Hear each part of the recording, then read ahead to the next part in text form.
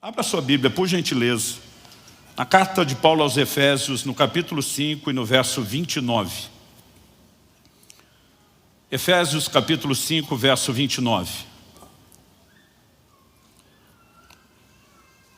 O apóstolo Paulo diz: porque ninguém jamais odiou o seu próprio corpo. Ao contrário, o alimenta e cuida dele, como também Cristo faz com a igreja. Eu quero tomar esse versículo como ponto de partida e uma espécie de trilho para falar do cuidado do corpo. É a temática que nós estamos abordando. Paulo diz: ninguém jamais odiou o próprio corpo. Ele diz: o alimenta, outras versões dizem o nutre e cuida dele. Existe um cuidado. E ele vai falar que Cristo cuida do seu corpo, que é a igreja. Mas hoje, quando a gente fala da igreja como corpo místico de Cristo, é um aspecto. Enquanto Nosso Senhor esteve na terra, encarnado, Ele cuidou do seu corpo. A Bíblia faz questão de mencionar Jesus dormindo, descansando, se alimentando, bebendo, sem contar, que nem de longe você consegue classificá-lo como sedentário. Quando você olha as distâncias que Nosso Senhor se locomovia, e há uma série de inferências. Para a Bíblia dizer que Jesus, com 40 dias de jejum, teve fome, isso significa que o nível de reserva de gordura corporal dele era bem menor. Eu estou encerrando na virada de hoje para amanhã mais um desses jejuns de 40 dias e já é a minha 7ª experiência. Eu nunca tive fome. Essa fome que a Bíblia diz, quando cessam, esgotam-se as reservas de gordura, eu nunca cheguei lá, porque aqui, meu amigo, tem reserva. Então isso significa que Nosso Senhor era assim um shape, talvez do pastor Marcelo, para menos. Fique em pé, Marcelo, você realmente está de parabéns. Mas eu acho que não está nessa reunião o Níquel, Ele estava no primeiro culto. O Níquel é o nosso modelo. O último jejum que ele me acompanhou, ele começou com 69 quilos. Tem a minha altura. O Dr. Aldrin estava monitorando ele. Com 25 dias de jejum, ele já tinha 7% de gordura no corpo. Na última semana, diminuiu para menos de 3. A gente ficava todo dia. E aí, está bem? Está bem? Estou bem, graças a Deus. Eu imagino Jesus mais ou menos melhor do que você como Níquel. Vamos usá-lo aqui. Então, quando você olha toda a perspectiva, Jesus cuidou do seu corpo físico e cuidava com uma mentalidade que é o que eu quero abordar aqui. Eu tive um privilégio que muitos de vocês não tiveram. Nasci num lar cristão. Fui consagrado a Deus desde o momento em que nasci. Meu primeiro presente foi uma Bíblia. Fui instruído, orientado no caminho do Senhor. Tive uma experiência forte com o Senhor Jesus desde bem cedo. Desde a minha adolescência, todas as minhas escolhas foram pautadas não apenas pelo entendimento da palavra, mas por uma experiência forte com o Espírito Santo. Ou seja, durante anos, eu sempre dizia publicamente que eu vivia uma vida sem arrependimentos, que eu não tinha nada para dizer assim: eu carrego um arrependimento. E nos últimos anos eu passei a retificar essa afirmação. Hoje eu posso dizer que eu tenho um grande arrependimento, uma dor. Não ter entendido o que eu vou compartilhar com vocês antes. Eu gostaria de ter compreendido isso antes e tenho lutado para repartir esse encargo com o maior número possível de pessoas. Como foi dito, eu mostrei vestindo aquela calça. O meu recorde de peso foi 153 quilos. Hoje, estou quase 70 quilos abaixo desse peso. Mas a ideia não é apenas pensar e olhar para essa estrutura do peso. Eu lembro quando eu estava assim no auge, eu recebi a visita de uma amiga querida nossa, a pastora Rosellen, lá da Itália. Isso deve ter acontecido na virada de 2007 para 2008. Porque eu lembro que eu estive com eles em 2003, 2005, 2007, meio que a cada 2 anos. E ela veio nos visitar, ela chegou em casa acompanhada de uma discípula, de uma amiga que era médica.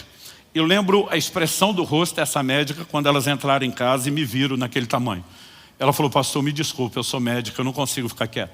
Cada vez que eu encontro o senhor está maior. E eu estou preocupada com a sua saúde. Ela olhou para mim e falou: o senhor tem feito check-up? Eu falei: fiz 1 a 2 meses atrás. E ela olha para mim e diz: e aí, tudo bem? Eu falei: tudo. Quando eu falei tudo, ela fez uma cara de quem não estava acreditando. Quando ela fez a cara de que não estava acreditando, eu falei: Kelly, pega os exames.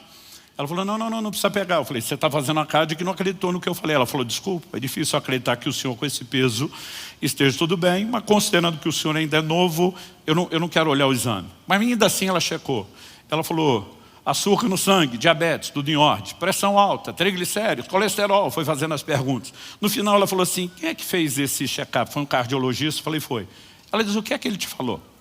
Eu falei, olha, ele estava meio desgostoso. Eu lembro que ele jogou o envelope com os exames na mesa, aquilo veio rodando, bateu no meu peito. Ele falou, digamos que o senhor tem mais sorte do que juízo. Não era para com peso desse, está com tudo tão bem. E, na hora, eu ainda pensei, o assunto que eu vou começar abordando, a gente tem uma espiritualização exagerada, pensei, some de Deus. Aí quando eu falei isso, ela falou, olha, desculpa, eu vou discordar do seu médico. Ela falou, o senhor não está tendo sorte, o senhor só está ganhando tempo. Ela falou uma das frases que foi parte do início do processo. Ela diz, lembre disso, que o corpo é que nem cartão de crédito. Primeiro o senhor usa e gasta, depois vem a fatura. Ela falou, por enquanto o senhor só está gastando e a conta vai chegar. Ela falou, e o senhor está gastando é muito. Essa fatura vai chegar e vai chegar alta. Dentro de mim, está amarrado em nome de Jesus. Um ano depois, minha pressão subiu. Um ano depois da pressão, diabetes. E aí, quando eu levei o choque do estado, eu entendi, não tem outra forma, tem que mudar. Então eu fui descendo, lá daquele auge dos 153. Eu lembro até hoje, quando bateu 126 quilos, normalizou a pressão e o açúcar no sangue. Quando normalizou, a partir daquele dia eu nunca mais subi além desse peso, mas de forma bem malandra eu estacionei o emagrecimento, tá bom aqui, não precisa mais.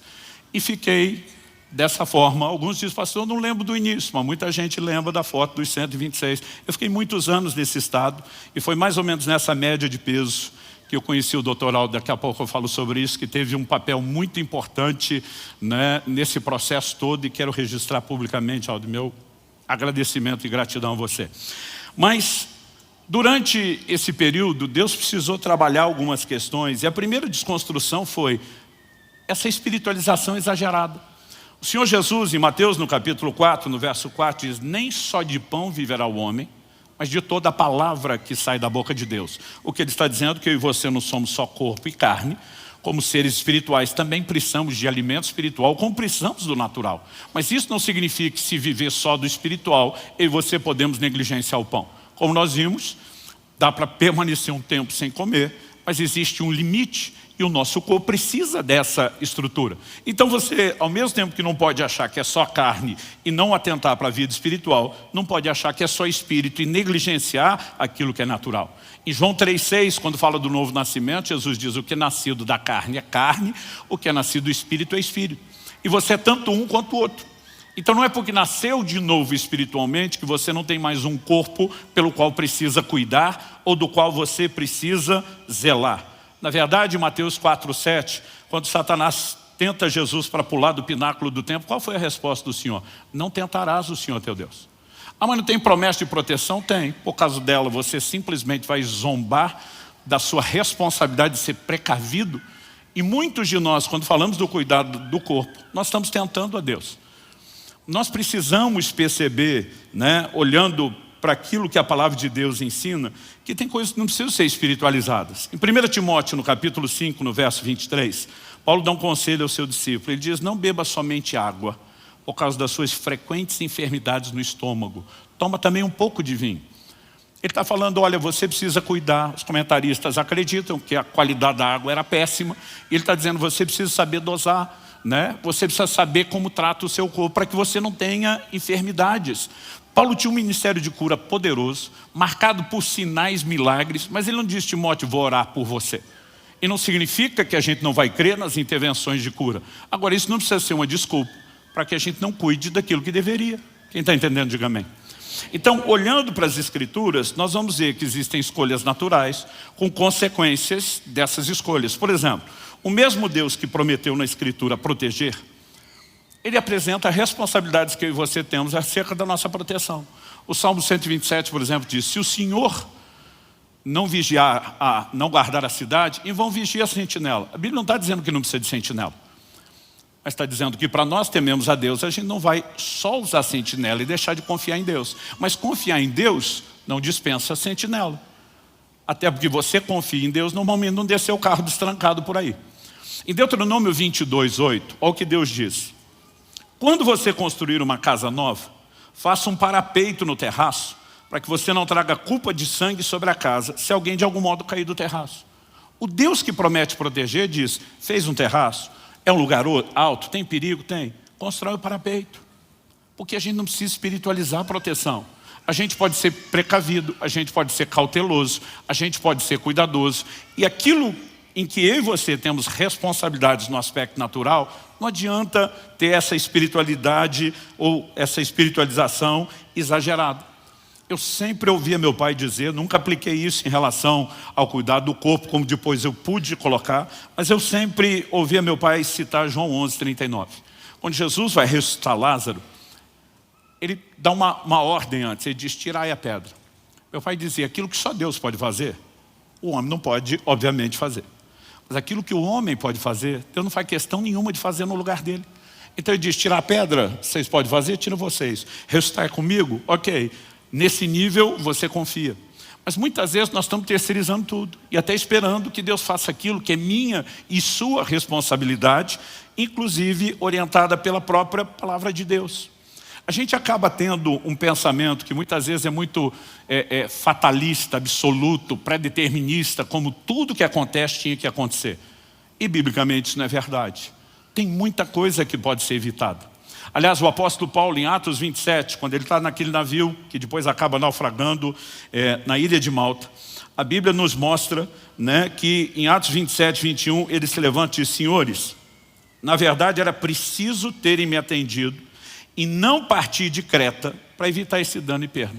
Antes da viagem começar, Paulo diz, vejo que a viagem vai ser danosa. Ele dá conselhos, ninguém o ouviu. Agora, quando a carga já tinha sido perdida, o navio está para se perder, ele diz, um anjo de Deus, de quem eu sou, a quem eu sirvo, esteve comigo, diz, ninguém se perderá. Mas antes disso, ele faz o papel da esposa no casamento. Eu falei. Eu te disse. Vocês tinham que ter me ouvido para evitar esse dano e perda. Muitas vezes nós estamos vivendo prejuízos, são frutos das nossas escolhas. E a gente está dizendo, Deus deve ter um propósito. Há situações onde Ele pode, e de fato vai usar até o fruto de escolhas erradas que nós fazemos e tentar tirar lucro. Mas eu e você não podemos achar que as coisas estão acontecendo porque tinham que acontecer. Muitas delas poderiam estar sendo evitadas. E quando falamos da questão da saúde não é diferente. Eu me lembro, ainda bem novo, carregando um peso além da capacidade que eu tinha de suportar numa mudança. Eu peguei uma caixa cheia das louças, das cerâmicas, né? A gente era, acho que tinha 1 ano e pouco de casado, era a minha primeira mudança depois de casado, e aquele tipo de louça que você não usava, você guardava para as visitas, que pode ser que apareça e usa, mas assim, era o xodó da Kelly. E eu, na hora de pegar, eu tive todo o cuidado, né? Eu flexionei as pernas, eu mantive as costas eretas, mas quando eu peguei a caixa e comecei a carregar, eu vi que não ia suportar o peso. E eu mal dei alguns passos, eu falei, não dá. Só que se eu largasse aquilo, as louças arrebentavam. E querendo poupar o prejuízo da louça, eu simplesmente abaixei rápido para pôr no chão. Eu ouvi o estalo das costas, eu não consegui mais levantar do chão. Eu tive uma ou algumas hérnias de disco, passaram a pinçar o ciático. Eu fiquei 15 dias na cama, quase 1 mês sem conseguir andar. Aquilo foi um processo delicado. O ortopedista que eu fui me consultar era da igreja. E ele, depois de todos os exames, ele olha para mim e diz, pastor, nem cirurgia resolve o seu problema. Ele falou para o senhor entender a gravidade. Ele disse, ou o senhor aparece com uma dessas histórias que conta no púlpito, ou a sua vida estará e a sua mobilidade limitada por resto da vida. Não há o que faça que garanta que você volte ao normal. Eu lembro que eu falei para ele, o senhor vai ouvir a história. E Deus de fato fez um milagre, não só um. Eu tive 3 intervenções diferentes de Deus na minha coluna. Na terceira, Deus falou algo que na época eu não entendi com a clareza, hoje faz todo sentido. Ele me disse assim, eu não vou suspender para sempre as leis da natureza em seu favor. Ou seja, mesmo intervindo, Deus está dizendo, você pode fazer a sua parte. Normalmente, todo aquele dano nas costas era falta de cuidado, seja na hora de carregar aquele peso, ou o tanto de peso que eu mesmo carreguei durante muito tempo. Então, nós precisamos de uma mentalidade correta e fugir dessa espiritualização exagerada. Quem está entendendo, diga amém. Segundo lugar, falei dessa ideia de um fatalismo, né, que a gente cria. E é comum você ver crentes e até não crentes, quando alguém morre, dizer assim, pois é, quando chega a hora, como se tivesse hora marcada para todo mundo morrer. Então não existe nada que possa ser feito para viver mais e não há nada que possa ser feito para viver menos. Isso não é verdade. Olha o que diz Eclesiastes, capítulo 7, verso 17. Não seja demasiadamente perverso, nem seja tolo, porque você morreria antes da sua hora. Agora, se há uma hora certa, que não tem jeito de evitar, por que é que a própria Escritura perguntaria para alguém, por que é que você vai morrer antes da hora? E está dizendo que isso seria fruto das escolhas. Então nós não podemos achar que cada pessoa que morreu, morreu porque era a hora e não tinha nada a ser feito. Então significa que se alguém se suicidou, tinha que acontecer, não tinha outra forma, era daquela maneira. Nós começamos a entrar num terreno que não é só perigoso, mas é uma relativização que prejudica todo mundo. A Bíblia tem promessas, e a Bíblia mostra que se eu e você cumprimos esses princípios, nós podemos prolongar os nossos dias. Um exemplo de vários. Paulo escreve aos Efésios, cita um dos 10 mandamentos: honra teu pai e tua mãe, para que tudo te vá bem e sejas de longa vida sobre a terra. Significa que quem honra pai e mãe vive mais. Mas se é uma hora marcada, que diferença faz honrar ou não honrar os pais? A Bíblia mostra outros princípios que, se quebrados, vão encurtar os nossos dias. E não estou falando de uma única menção, são várias, são repetidas, recorrentes. Isso significa que essa hora não está tão determinada como eu e você achamos. Outro dia alguém me disse, mas o Salmo 139:16 diz: todos os meus dias foram escritos no teu livro, quando nenhum deles ainda existia. Eu falei, não confunda a presciência, um Deus conhece tudo que você vai viver de antemão, com pré-determinismo. São coisas completamente diferentes. Deus conhece os seus dias, pode registrá-los antes que você os viva. Não significa que você não tem escolhas, e muito menos que não vá colher os frutos e o resultado das escolhas. Então, em segundo lugar, assim, primeiro eu abordei a ideia de espiritualização exagerada. Em segundo lugar, eu quero ser até breve aqui, porque eu quero gastar um pouquinho mais de tempo no terceiro tópico.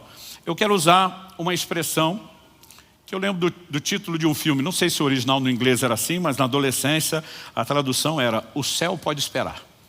Eu quero traduzir isso. Paulo diz, eu desejo partir, estar com Cristo. Ele diz, para mim morrer é lucro, é incomparavelmente melhor. Ele diz, mas por causa de vocês, Filipenses capítulo 1, eu vou ficar um pouco de tempo mais. O que Paulo está dizendo? Está lá, é maravilhoso, mas o céu pode esperar. Nós vamos ter a eternidade toda. Então, eu e você precisamos entender que há escolhas que podemos fazer. Paulo está dizendo, eu escolho ficar. E como nós escolhemos isso? Se há uma hora determinada, como é que Ezequias ora e ganha mais 15 anos de vida mudando aquela sentença? Como é que Elias escolhe antes da hora e Deus aceita e vai embora? Agora, há muitas formas de você aumentar ou diminuir os dias. Não é só com princípios espirituais, fé ou a falta de fé e a desistência. A forma como eu e você tratamos o corpo determina a duração dele. Então, quando nós falamos do cuidado do corpo, não falamos apenas de longevidade. A frase que eu gosto, que eu ouvi do Aldrin e passei a repetir é: nós não queremos apenas mais anos de vida, mas também queremos ter vida nos nossos anos. Então significa que você pode aumentar a duração, mas eu e você podemos garantir, ou o inverso, a qualidade de vida que vivemos, né? Agora, mas pastor, se a Bíblia está dizendo morrer antes da hora, tem uma hora certa? Genericamente tem. Em Jó, no capítulo 5, no verso 26, a Bíblia diz: em robusta velhice você descerá à sepultura, como se recolhe o feixe de trigo no tempo certo. Qual o tempo certo? Não é quando está verde, é quando está maduro. E a Bíblia chama essa estação de ser colhido robusta velhice. É uma velhice, mas com saúde. Jó 42:17 diz: e assim Jó morreu após uma longa velhice. Então esse é o plano genérico. O pastor pode ter exceções? Claro. A gente olha para muitos que foram mártires do Evangelho. Não morreram naturalmente. Mas mesmo Paulo e Pedro, que foram martirizados, a Bíblia fala deles já na idade velha. Paulo, antes de morrer, diz: eu, Paulo, o velho. Não sabemos que idade Estevão tinha quando faleceu. Mas, se alguém partir por outro motivo antes da hora, que não tenha sido negligente. Outro dia alguém falou para mim: mas por que eu vou cuidar da saúde? De repente eu me esforço para isso e daqui a pouco morri de acidente. Falei, pelo menos você garantiu saúde no tempo que viveu. Falei, agora o que te garante que o acidente vai acontecer? Então, pela possibilidade, você decide andar em deliberada negligência. Gente, qual a lógica disso? Um dia um pastor veio me chamar a atenção, na época que eu estava com sobrepeso, de Subirá: nós precisamos de você servir no corpo de Cristo. Você tem que se cuidar, meu amigo, você não pode partir cedo. Eu olhei para ele, citando Paulo, na espiritualização exagerada, eu falei, para mim o morrer é lucro. Ele falou, se tu der a sorte de morrer. Porque quando não se cuida como você, a maioria não consegue morrer de cara não. Vai para uma cama, vive uma vida miserável, incomoda a família. E de repente aquilo começou a me assustar. Falei, eu nunca pensei nesse outro lado. Mas a verdade é que o céu pode esperar. Então, se eu e você entendemos o que é a hora certa e qual a nossa responsabilidade, as coisas vão mudar. Um pastor me confrontou mais ou menos em 2013.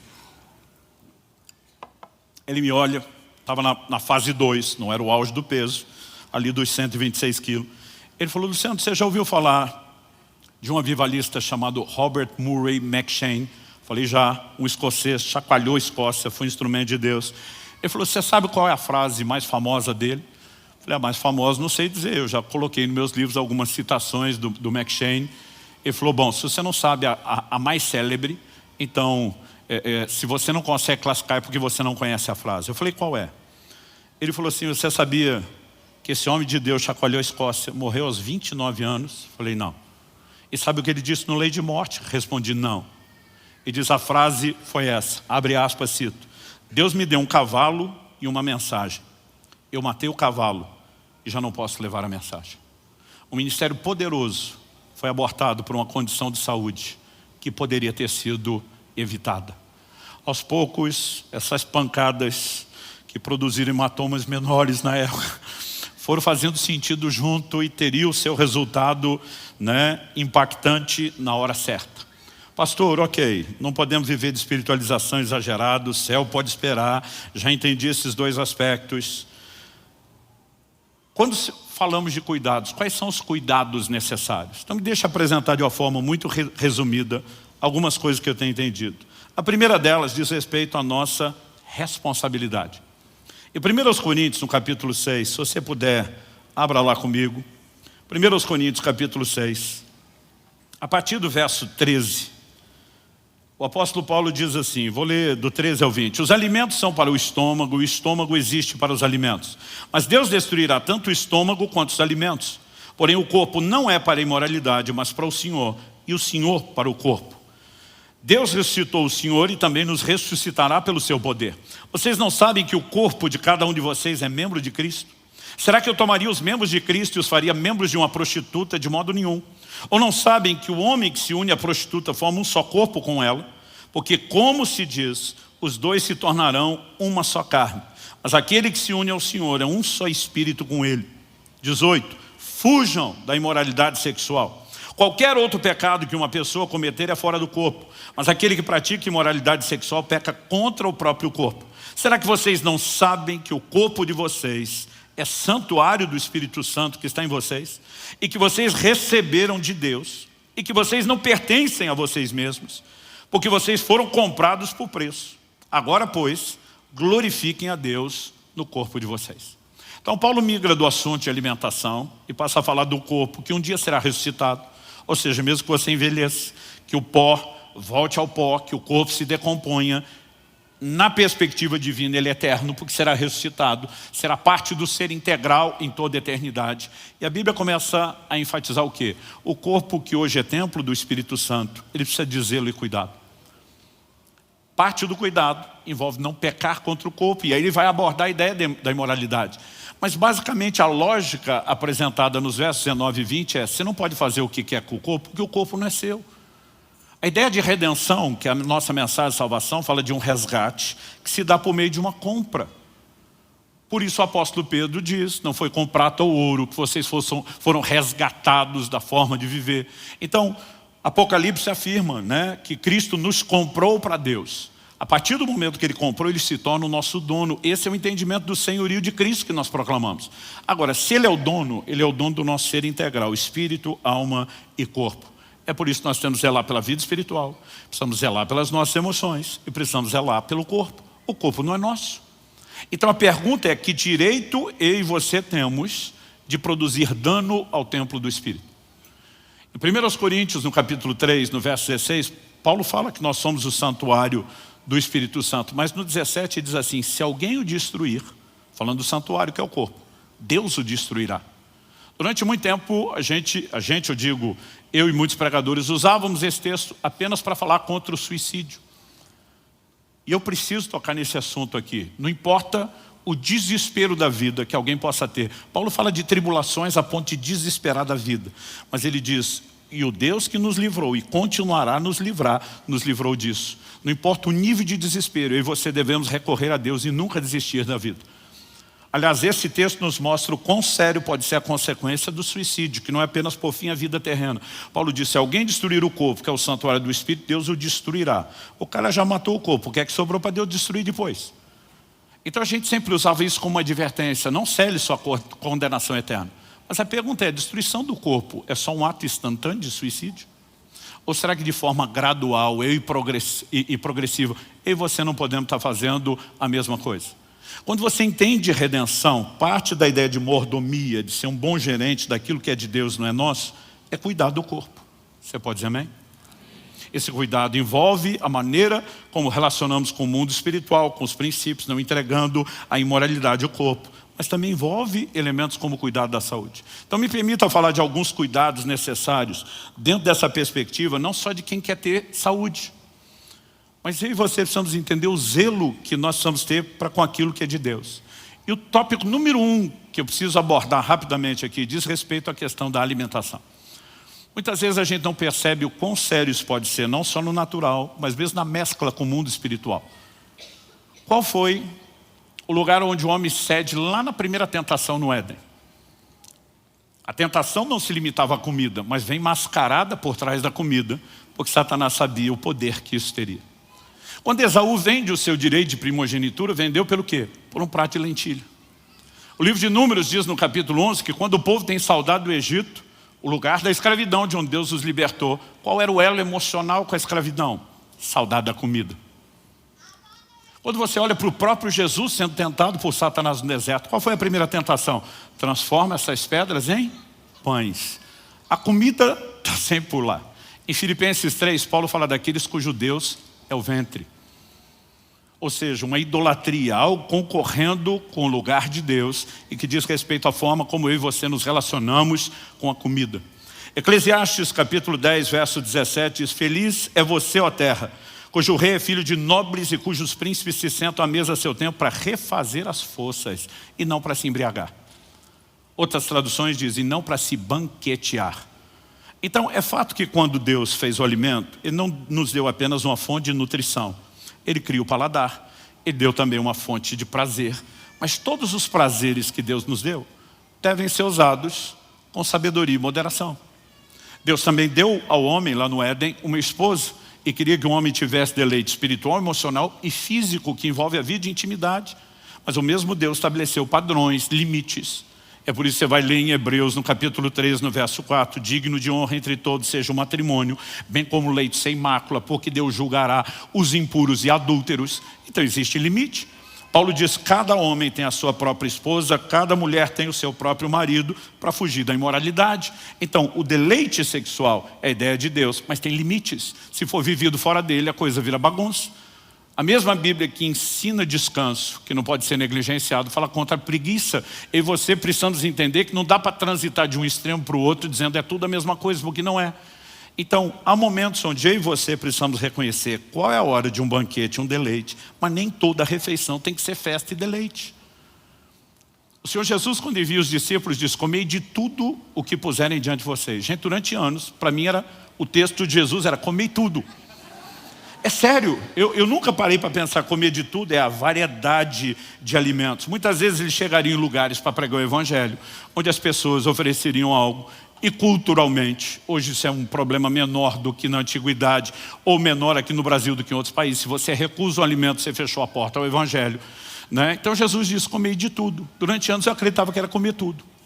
Aliás, quando eu repetia, porque eu não só comia de tudo, mas de tudo dobrado, quando eu repetia, eu ainda tentava dar a base bíblica. Eu dizia, o anjo acordou Elias para comer, ele dormiu, então tirar uma cesta depois da comida é bíblico.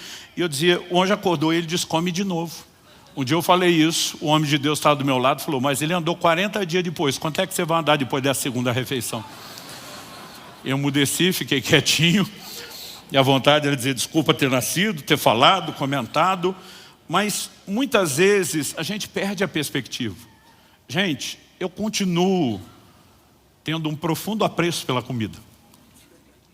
A diferença é que a gente tem que pensar, nem toda refeição é banquete. Nem todo dia você precisa comer tanto ou comer de tudo. E nós podemos mudar algo. Primeira carta de Paulo aos Coríntios, capítulo 10, verso 31 diz, portanto, se vocês comem, ou bebem, ou fazem qualquer outra coisa, façam tudo para a glória de Deus. Durante muitos anos eu não comi para a glória de Deus, eu não bebi para a glória de Deus. E hoje eu não apenas me arrependo, mudei minha vida, mas tenho a missão de mudar a sua também.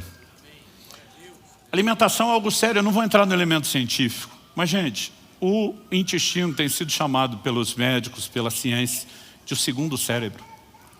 Todo o seu sistema de imunidade, ele é determinado pelo seu intestino, praticamente. Vou dizer todo, mas de forma bem abrangente. O equilíbrio hormonal. A maior parte das doenças hoje provém de uma alimentação errada. Abre comigo em segundo livro de Reis, capítulo 4. Eu já estava no finalzinho do meu livro e foi uma direção de Deus no ano passado escrever sobre o assunto. O Senhor me disse, chegou a hora, eu vinha trabalhando isso há muito tempo. Eu escrevi um capítulo sobre alimentação, escrevi um outro sobre restrições alimentares, para entender a doutrina bíblica e a sabedoria. Coloquei um capítulo sobre jejum, na perspectiva de benefício físico para o corpo.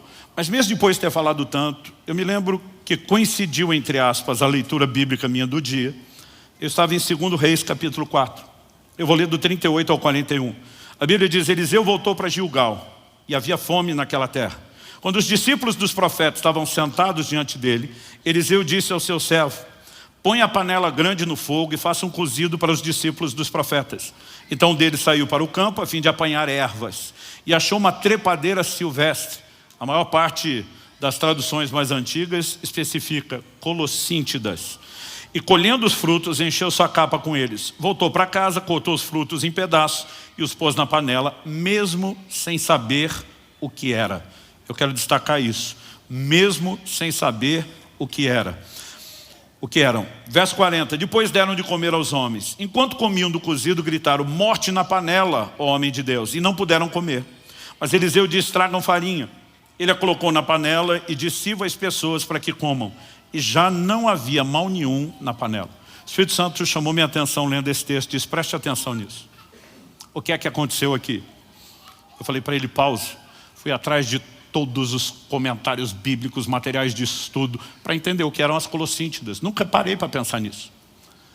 As colossíntidas, elas tinham uma propriedade laxante. Usada em pequenas quantidades, podiam ser medicamento para o intestino. Mas numa quantidade maior, elas poderiam produzir muito mais do que o desandado do intestino. Alguém poderia sangrar até a morte.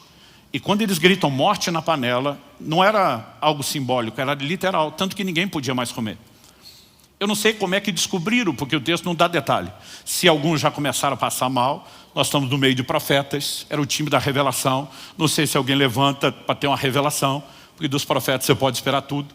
Aliás, a gente brinca, quando um profeta encontra o outro, o jeito de cumprimentar é diferente. Ele olha para o outro e diz, você está bem, e eu como estou? Né? Já é tudo no nível da revelação. Não sabemos se foi isso, mas alguém diz morte na panela, e eles sabem que não pode comer. Então, houve a necessidade de uma intervenção de Deus, porque não tinha opção de alimento, gente. Havia fome na terra. Agora a Bíblia diz que Eliseu chegou em Gilgal, o seu moço que o servia com ele, eu não sei, provavelmente não era de lá, não conhecia, não sabemos porquê, mas a Bíblia diz que ele coloca aquilo sem saber o que é. E nesse dia o Espírito Santo fala comigo e diz, por que é que a morte foi parar na panela?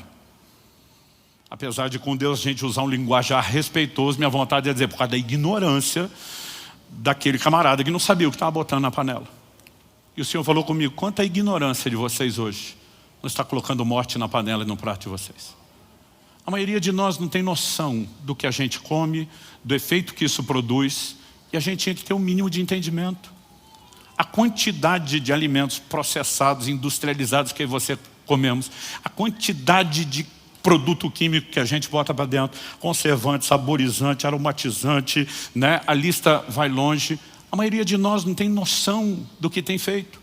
Mas a pergunta é, se temos a responsabilidade de cuidar do corpo, será que eu e você não deveríamos, como parte dessa responsabilidade, se atualizar um pouquinho mais? Evidente que sim.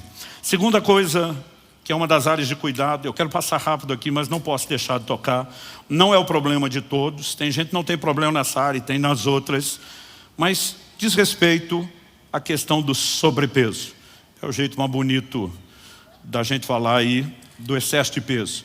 Em primeira carta de Paulo a Timóteo, no capítulo 5, no verso 16, eu lembro de um dia que eu estava meditando na epístola de Paulo a Timóteo, eu cheguei nesse versículo, ele disse: se alguma mulher crente tem viúvas em sua família, socorra-as, para que a igreja não fique sobrecarregada e possa socorrer as viúvas que não têm ninguém. Você lê os versículos anteriores, Paulo está falando que as viúvas que não tinham arrimo de família, não tinham filhos ou netos para cuidar, a igreja ia acolher e cuidar delas. Mas ele termina dizendo, se a família pode cuidar, então a família faça, e a igreja se dedica a cuidar de quem não tem família. Por quê? Para que a igreja não fique sobrecarregada. A igreja não ia conseguir socorrer todas as viúvas. Então tinha que canalizar energia para aquelas que não tinham os familiares. Eu lembro quando eu li esse texto, para que a igreja não fique sobrecarregada, o Espírito Santo falou comigo, nenhuma sobrecarga é sábia. O jeito que ele falou, eu sabia que ele ia falar algo diferente. Eu já parei, fiquei pronto para anotar, esperando que fosse alguma coisa sobre a vida da igreja. E depois de dizer, nenhuma sobrecarga é sábia, ele me disse, nem o seu excesso de peso. Esse foi um dos primeiros confrontos de Deus, já na fase 2, não era nem na fase 1. E de repente eu começo a pensar, se você edifica um prédio e não faz fundamentos que comportem o prédio, o que é que vai acontecer? Se não desmoronar, vai dar uma entortadinha como a Torre de Pisa. Se você decide usar um automóvel, seja de um carro, uma caminhonete, um caminhão, e carregar mais peso do que a suspensão suporta, qual é o final dessa história? Mesmo a embarcação, se colocar mais peso do que pode, ela vai afundar ou naufragar. Agora, se para nós isso tudo é tão claro, como é que a gente vai deduzir que pode passar uma vida, anos com excesso de peso, achando que isso não produz dano ou resultado no corpo? E não estou nem falando só de sobrecarga nas juntas. Vamos falar da sobrecarga ao coração, ao sistema cardiovascular. É por isso que obesidade e pressão alta andam juntos. Vamos falar de diabetes. E a história vai longe. Então, assim, hoje nós vivemos uma epidemia mundial de obesidade. Todo mundo acha que está bem. Durante muito tempo as pessoas dizem, tem que se cuidar. Eu dizia, isso é vaidade. Não, não é vaidade. A questão não é meramente a sua aparência, a sua forma. É o cuidado do corpo. Então, essa foi uma das áreas que Deus corrigiu. Eu tive que tratar e ela merece nossa atenção. Terceira, descanso. E agora quem está falando é o imperativo. Desses que andam no trifásico, não sei nem se eu estou no 220 ou numa voltagem superior. Durante muito tempo, sabe o que eu dizia? Eu dizia que dormia perdi tempo. Eu dizia, passar um terço da vida dormindo. Eu lembro que um dia eu comentei com o médico e falei, se tivesse uma pílula para tomar e não precisar dormir, eu tomava. Ele falou, a pílula existe, graças a Deus que o senhor não descobriu. Durante muito tempo falei isso. Eu lembro de uma conversa com o Aldrin em 2014. Ele diz, Luciano, você precisa cuidar do sono, do descanso. Eu falei, dormir é perder tempo. Eu falei, eu durmo de 4 a no máximo 6 horas e estou bem. Ele falou, não, você não está bem. Você habituou o dano que você faz com o corpo. Você não tem noção do que você está fazendo com o seu corpo. Eu lembro de uma ilustração que ele me deu, depois de um argumento forte. E diz, o Criador faria o seu corpo com necessidade de descansar 8 horas. E você teria um plano melhor e mais inteligente do que o dele para viver a vida. De repente, essa é a hora que você tem que parar e dizer, quem tem razão é ele e não a gente. Gente, a Bíblia fala de descanso. Em João no capítulo 11, quando Jesus diz, Lázaro dorme e eu vou despertá-lo do sono, a Bíblia diz, seus discípulos pensaram que ele se referia ao repouso do sono. A Bíblia só podia dizer, seus discípulos pensaram que ele estava mesmo dormindo e que não era o caso de morte. Mas a Bíblia faz questão de dizer que envolve o repouso do sono. O sono é repouso, é descanso para o corpo. Mas além do descanso diário do sono, Deus instituiu um dia semanal de descanso. Além do dia semanal de descanso, a cada 6 anos de trabalho na terra, o 7º era um dia de descanso. Você sabe por que o povo ficou 70 anos na Babilônia? Deus diz, a terra está cobrando os sábados. Tudo aquilo que eu e você fazemos, desrespeitando os princípios que Deus estabeleceu, a conta chega depois. A fatura do cartão de crédito que você está lá passando, ela vai chegar. É uma questão de tempo. E ele olha para mim e diz, você já conheceu alguns daqueles parques de Orlando? Eu falei, já. Ele falou, não é tudo lindo e maravilhoso? Eu falei, é. Ele falou, alguma vez você viu alguém dando manutenção, limpando? Pensei. Falei, nunca. Eu mesmo fiquei surpreso. Falei, como é que com aqueles milhares de pessoas, aquela estrutura toda, não existe limpeza ou manutenção? Eu falei, eles não limpam esse negócio, tem que limpar. Ele falou, limpa e dá manutenção. Mas eles fazem isso de noite, quando o parque fecha. Na hora eu entendi a alegoria antes dele terminar. Quando eu e você vamos dormir, o parque fechou. É hora que o corpo se limpa, é hora de manutenção. Gente, eu recentemente li um livro de um dos maiores especialistas do sono do mundo. É impressionante o impacto que o sono tem em todo o seu sistema cognitivo e de aprendizado. Nós não podemos simplesmente achar que somos mais sábios que o Criador e decidir viver do nosso próprio jeito. Marcos capítulo 6, de 30 a 32. Os apóstolos voltaram à presença de Jesus e lhe relataram tudo o que tinham feito e ensinado. Ministério bombando, sinais, milagres, gente sendo tocada. Ele lhes disse: venham repousar um pouco à parte num lugar deserto. Isso porque eles não tinham tempo nem para comer, visto serem muitos os que iam e vinham.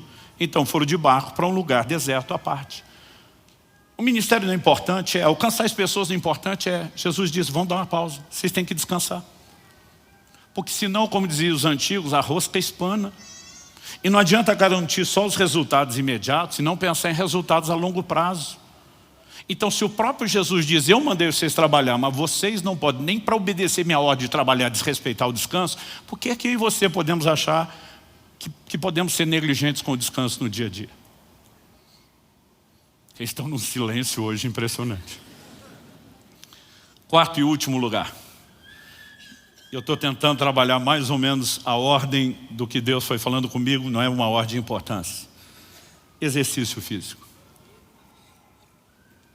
Primeira carta de Paulo a Timóteo, capítulo 4, versos 7 e 8. Exercite-se pessoalmente na piedade, pois o exercício físico tem algum valor, mas a piedade tem valor para tudo, porque tem a promessa da vida que agora é e da que há de vir. Bom, eu li na Nova Almeida atualizada, mas as versões mais antigas do próprio Almeida, como por exemplo a revista e atualizada, em vez de dizer que o exercício tem algum valor, Almeida diz assim: para pouco é proveitoso.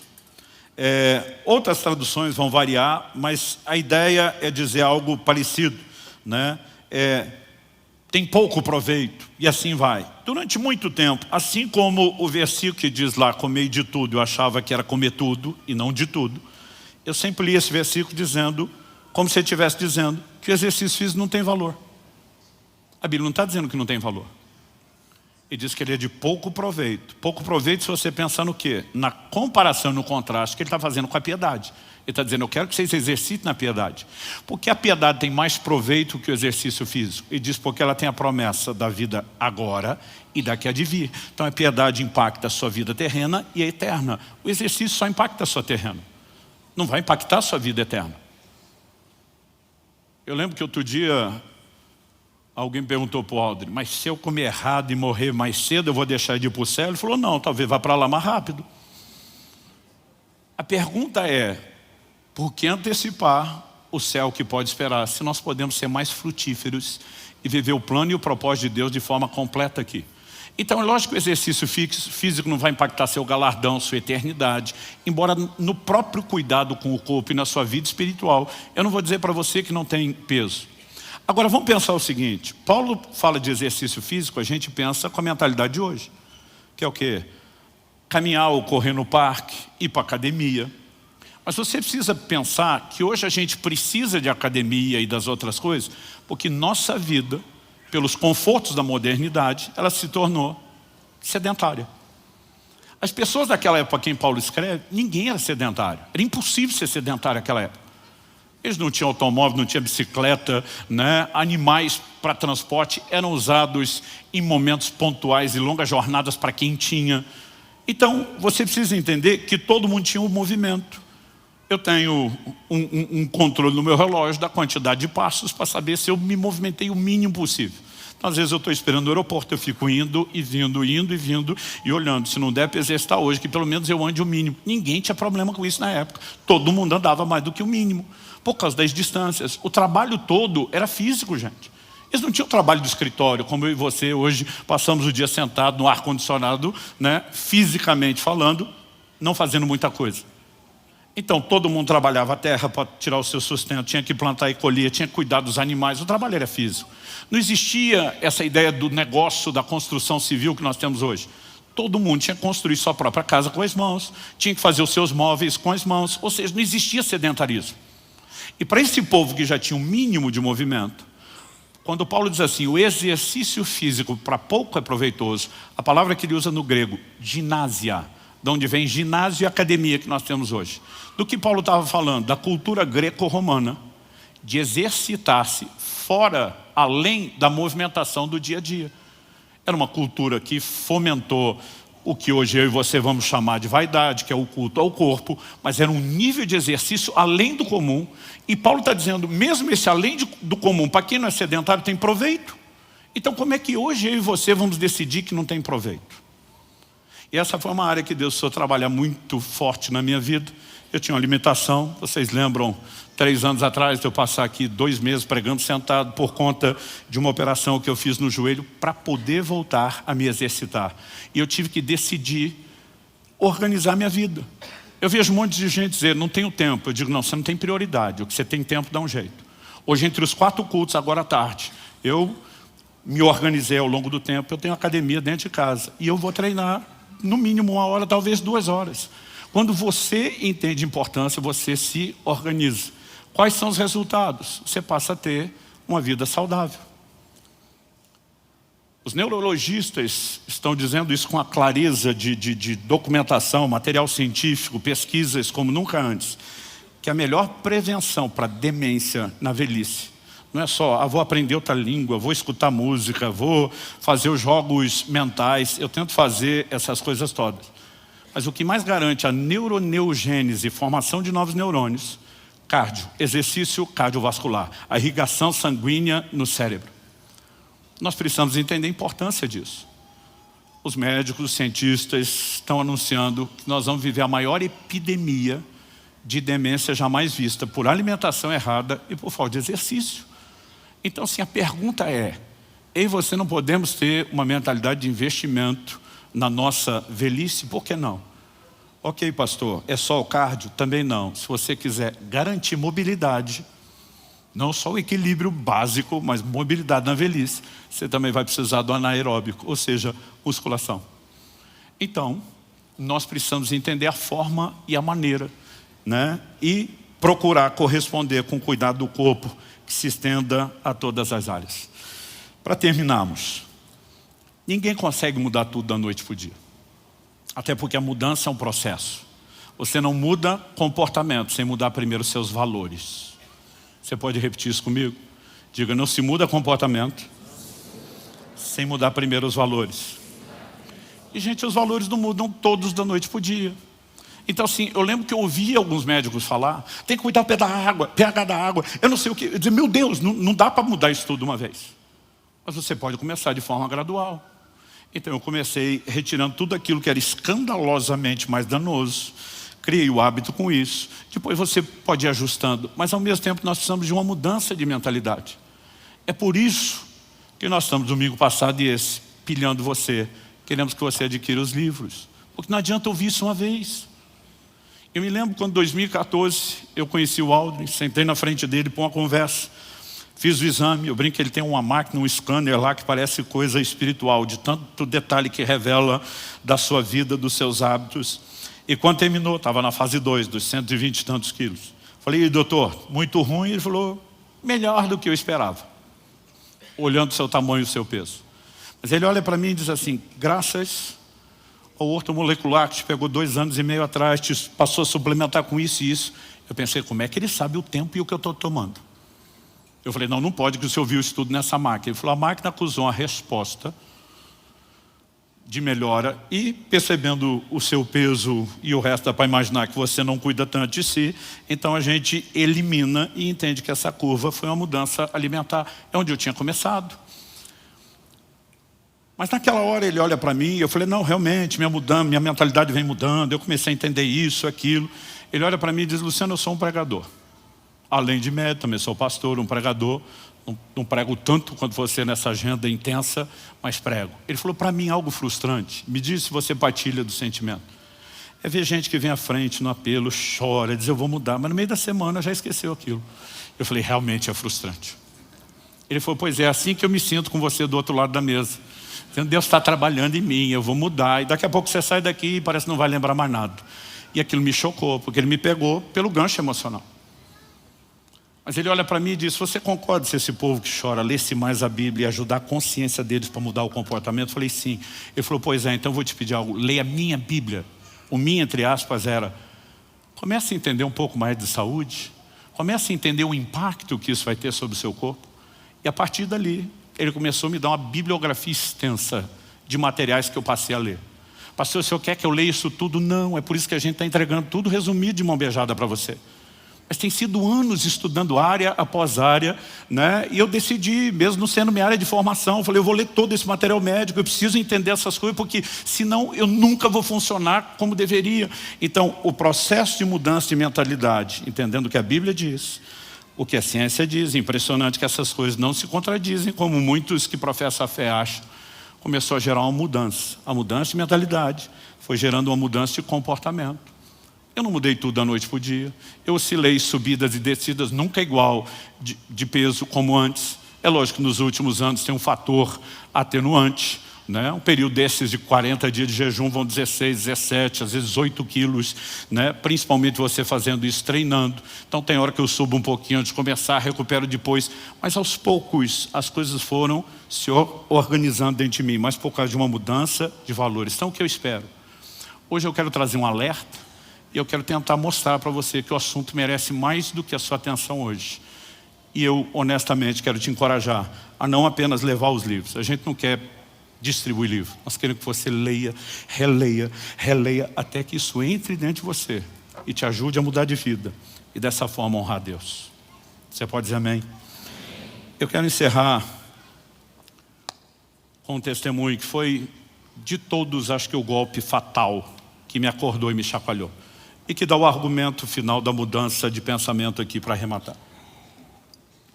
Finalzinho de 2013, acho que foi novembro, eu conheci um homem de Deus, pastor Paulo Canuto. Eu ouvia falar muito dele andando pelo Brasil, nas minhas viagens à Europa. Tu me perguntava, conhece Paulo Canuto? Falava das experiências dele. E, finalmente, nós dois seríamos preletores numa conferência. Falei, minha chance de conhecê-lo. Eu ia pregar na quinta noite, sexta de manhã eu ia embora. Ele ia pregar só no sábado, eu não iria ouvi-lo. Então, quando terminou a reunião, tinha uma janta para os preletores. O pessoal da igreja fez uma comida mais saudável do que o normal. Mas de todo mundo, ele foi o que fez o menor pratinho. Eu só para puxar assunto, conversa, né? Era mais aquele quebra-gelo, eu não queria falar daquilo. Eu falei para ele, está se cuidando, hein? Quando eu falei, está se cuidando, hein? Ele olha para mim e pergunta, quantos anos você tem? Quando alguém com mais de 60 anos te perguntar a idade, ele vai te dar um sermão. Pode ter certeza. Quando ele perguntou quantos anos você tem, eu falei, lá vem. Eu na fase 2, mas bem robusto, respondi 43, 41, tá? Vai fazer 42. E ele falou, não, estou perguntando sua idade, porque quando eu tinha 44 anos de idade eu morri. Falei, você o quê? Ele falou, morri. Falei, como assim morreu? Ele falou, morri, eu tenho o laudo médico da minha morte. Ele aponta para Eva, a esposa dele, diz, ela é minha testemunha, estava comigo lá. Não é toda hora que você encontra alguém que morreu e consegue conversar com ele. Eu, curioso, olhei, me fale um pouquinho mais sobre isso. Ele falou, meu corpo entrou em falência aos 44 anos de idade, múltiplo. Me reanimaram 4 vezes, 5 vezes. Nas primeiras 4 eu voltei, na quinta eu não voltei mais. Falei, como é que você sabe que não voltou? Ele falou, porque eu me vi saindo do corpo. E da 4ª para a 5ª vez, tudo que acontece na sala, eu estou vendo fora do corpo, meu corpo deitado. Ele falou, meus detalhes batem, a minha versão bate nos mínimos detalhes, a da minha esposa e do médico. Ele falou, eu vi que horas eram quando ele assinou o laudo, e o laudo confere com o horário que eu vi. Eu vi o que ele falou quando tirou a minha aliança e entregou para minha esposa, os dois ficaram pasmos quando eu contei a história. Eu falei, eu vi tudo. Eu estou impressionado, falei, e aí? Ele falou, e aí que Jesus apareceu atrás de mim. Quando aquela presença apareceu, eu já sabia que era ele. Ele diz, eu não sentia permissão de encará-lo, mas antes dele falar, ele falou, eu já sabia que era ele. Ele chegou pertinho de mim, do meu ouvido, e sussurrou, você é um suicida. Quando eu vi aquilo, eu já sabia para onde ia essa história. Foi um soco no rim, como falam na linguagem do boxe. E eu estava assustado com aquilo, mas ele continua e diz que o Senhor Jesus falou assim, eu tinha um plano extraordinário para a sua vida. Mas você o abortou, o que nunca cuidou do seu corpo.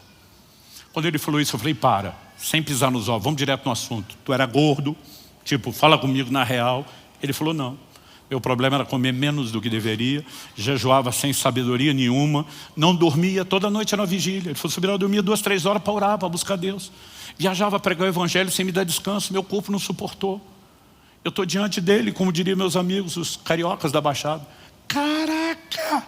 Eu estou impressionado com aquilo. Ele falou, calma, calma que fica pior. Ele falou, Jesus, enquanto falava, me deu uma visão do que seria o meu velório do dia seguinte. O velório que não aconteceu, eu assisti. E ele falou, a coisa mais assustadora de se ver o seu próprio velório. Ele falou, eu vi o meu. Eu no caixão, arrumado, coroa de flores, família, amigos, todo mundo chorando. E alguém chega perto do meu caixão, estende a mão e diz, mas o Paulo era uma bênção. Por que será que o Senhor recolheu ele tão novo? E aí Jesus atrás dele diz, além de abortar o meu plano para a sua vida, você faz com que eu seja julgado. Eu não te recolhi coisa nenhuma, foi você que se matou, foi você que nunca se cuidou. E além de abortar o meu propósito para você, você ainda faz com que eu seja julgado.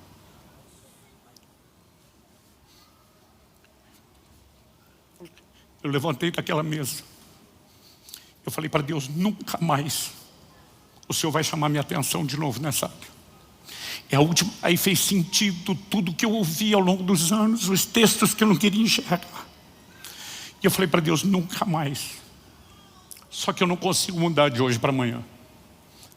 Eu quero te pedir 1 ano para eu trabalhar mudança de mentalidade. E naquele primeiro semestre, até encontrar o Aldrin, eu estava trabalhando só questão bíblica. Depois ele me ajudou e me deu uma extensa bibliografia para ler.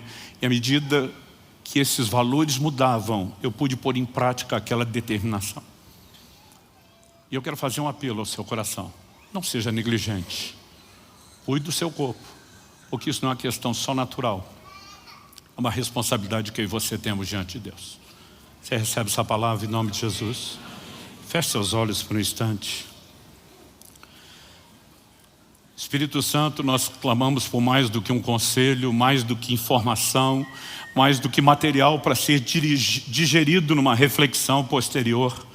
Nós oramos por um despertamento, nós oramos por uma iluminação do alto, nós oramos que o Senhor de fato possa nos provocar a esse lugar de resposta que te honre, te exalte e te glorifique. Que não apenas garanta mais anos de vida, mas mais vida aos nossos anos. Que nos permita não desperdiçar a oportunidade de te servir, de cumprir o nosso propósito. Eu sei, ó Deus, que cada um tem a sua individualidade. Eu sei que cada um precisa, ó Deus, de ajustes específicos. E eu oro que o Senhor, de forma personalizada, aplique a sua palavra no coração de cada um.